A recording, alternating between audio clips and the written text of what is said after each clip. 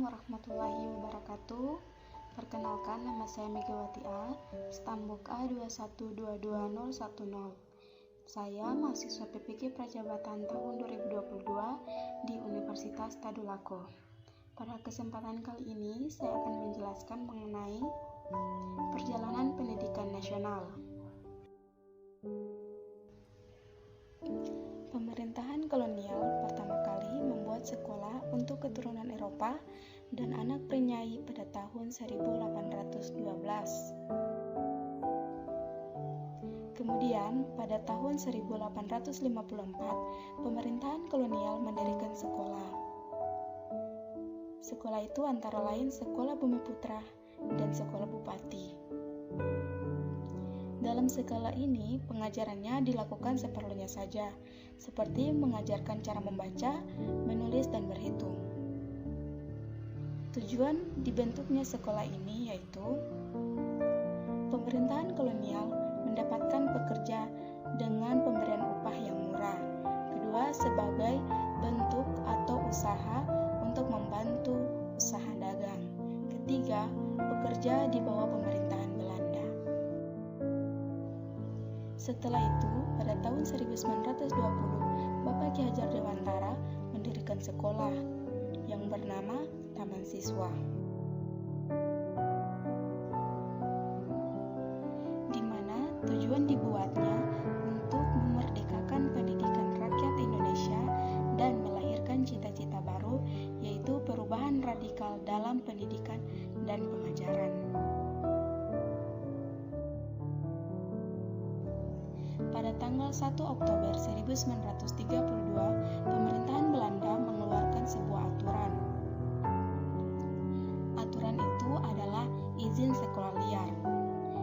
Aturan ini dibuat pada tanggal 17 September 1932. Peraturan mengenai izin sekolah ini dikeluarkan atas kekhawatiran pemerintahan kolonial Hindia Belanda terhadap banyaknya sekolah-sekolah partikelir atau sekolah yang bukan dikelola oleh pemerintahan Belanda.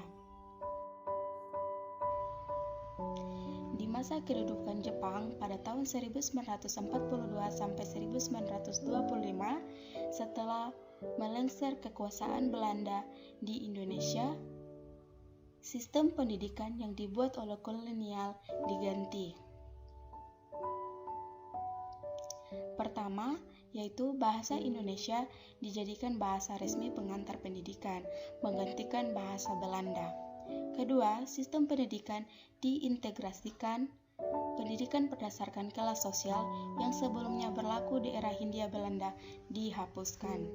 Masa belajar diubah, di mana sekolah dasar 6 tahun, ada sekolah menengah pertama 3 tahun, dan sekolah tinggi 3 tahun. Tujuannya agar tenaga pendidik dan pengajar dapat membantu perang Jepang. Setelah itu ada sistem pendidikan setelah kemerdekaan Indonesia. Sistem pendidikan setelah kemerdekaan Indonesia. Pertama, pendidikan dengan konsep taman siswa sesuai dengan pemikiran Bapak Ki Hajar Dewantara, di mana dasar-dasar pendidikan menganut prinsip demokrasi, kemerdekaan, dan keadilan sosial. Kurikulum yang digunakan menekankan fungsi pendidikan sebagai pamong, di mana fungsinya merawat, menuntun, menumbuhkan dalam mengembangkan potensi dan minat masing-masing anak, kondisi dan budaya di mana anak tumbuh, dan kebutuhan perkembangan zaman.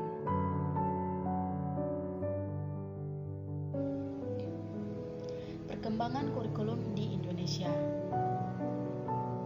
Perkembangan kurikulum di Indonesia dimulai pada tahun 1947, yakni kurikulumnya rencana pelajaran atau dirinci dalam rencana pelajaran terurai tahun 1947.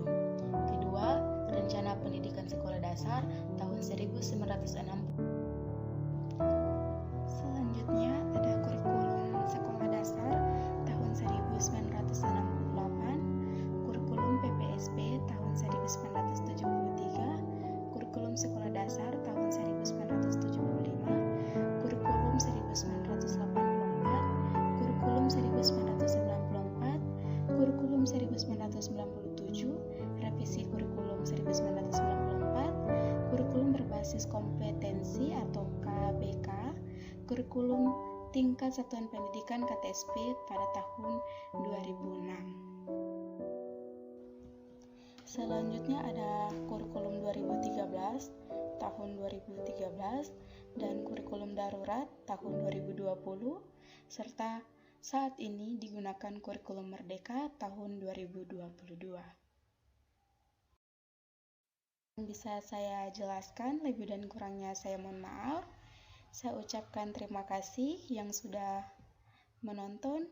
Semoga bermanfaat. Sekian dari saya. Wassalamualaikum warahmatullahi wabarakatuh.